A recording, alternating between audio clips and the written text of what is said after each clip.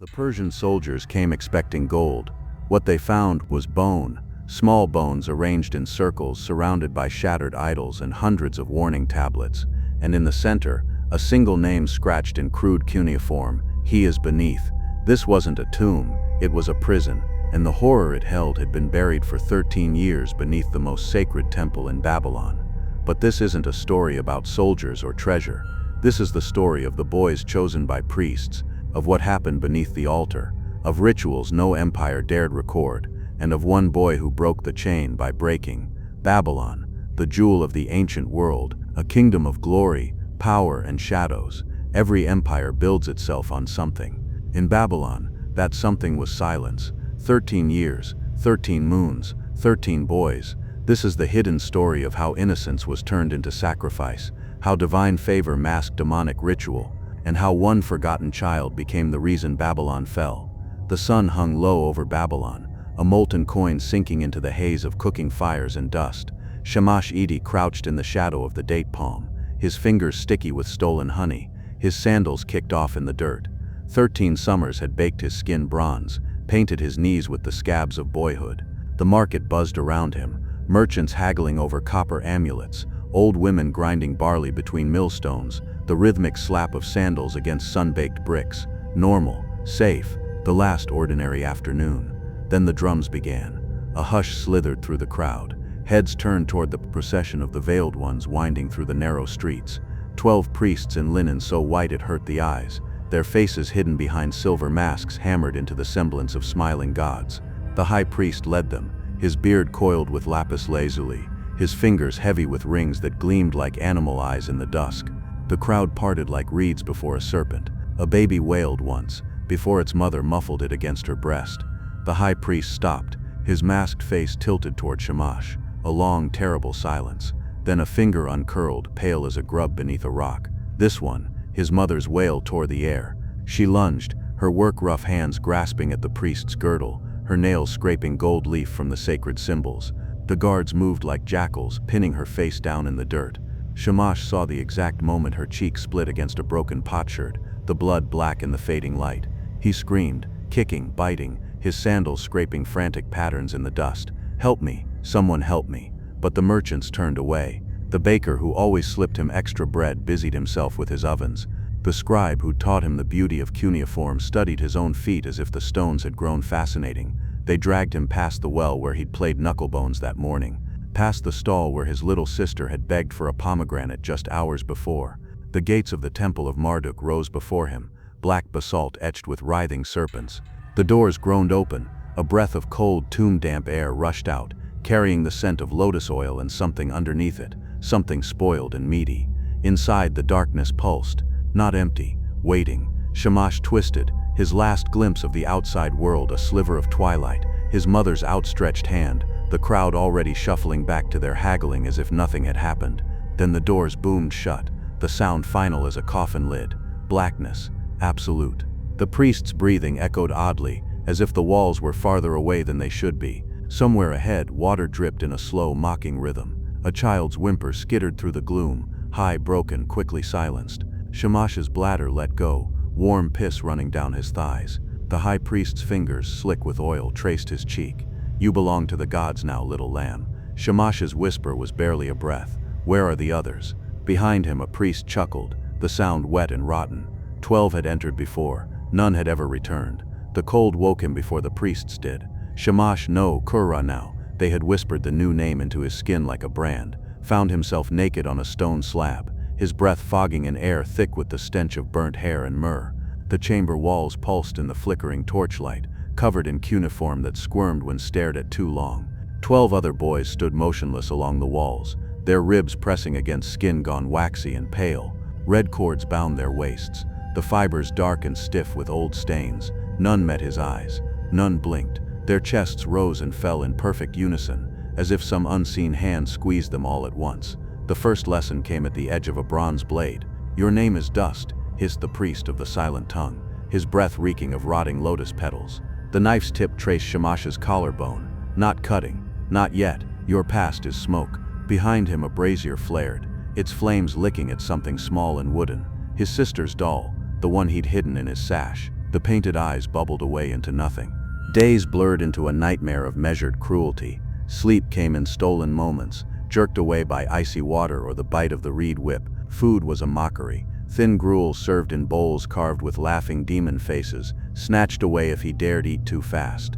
The chanting never stopped, guttural syllables in a tongue that slithered into his ears and nested there, whispering back to him in dreams. Mutu kaptu, shapirishtila isu.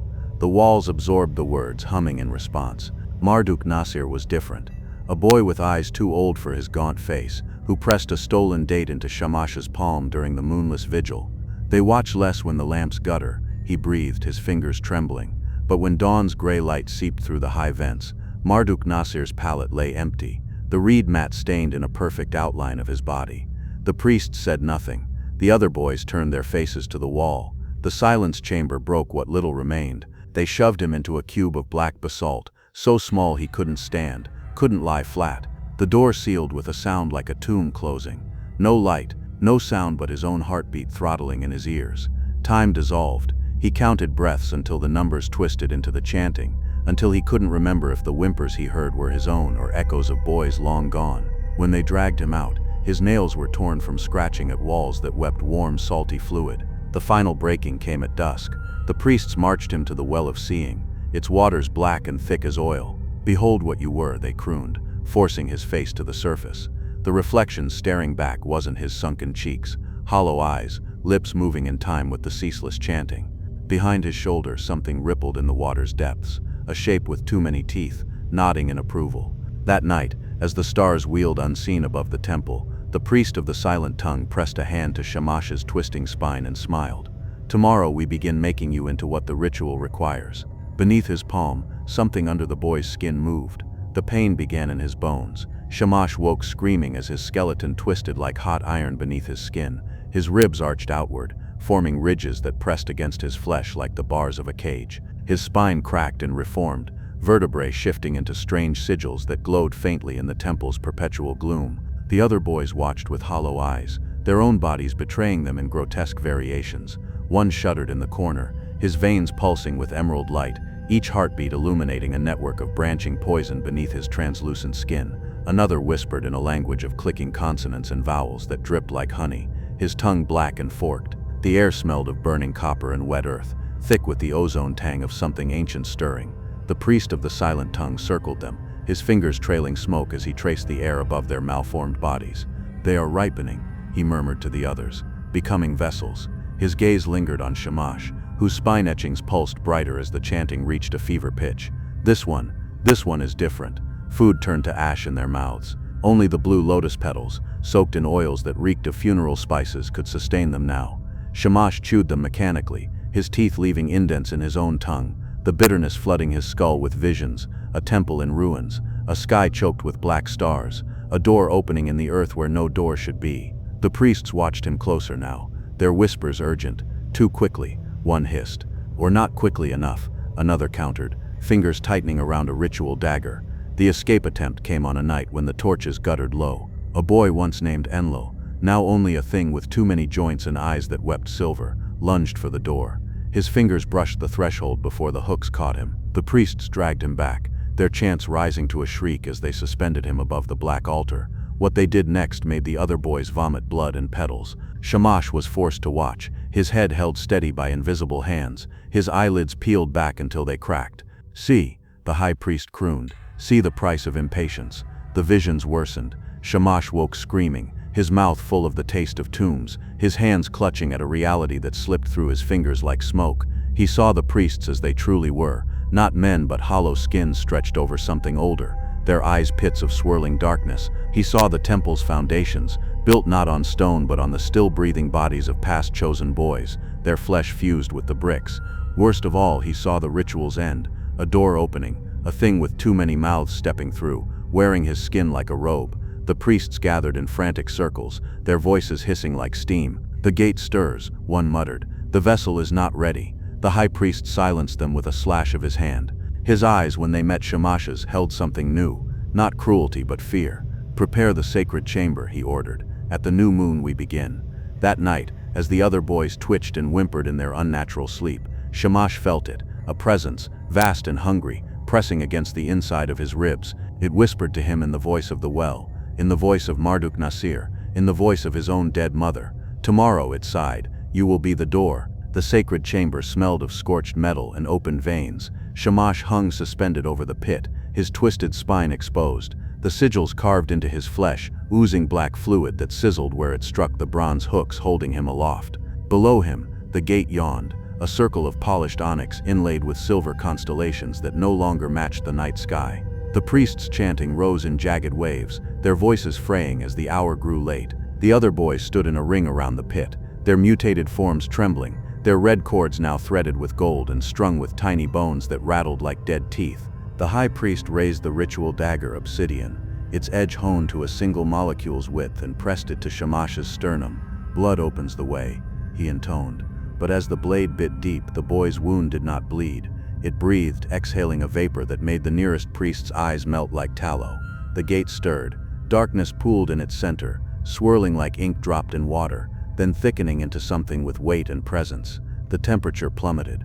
Frost crackled across the walls. The chanting faltered as the priest's breath clouded the air, their words dying in their throats as the thing in the pit stretched, testing the limits of its prison. Shamash's body convulsed, his spine snapping like a whip, the glowing sigils flaring bright enough to sear shadows into the walls. His mouth opened too wide, jaw unhinging, and a sound emerged that was not a scream but a key turning in a lock.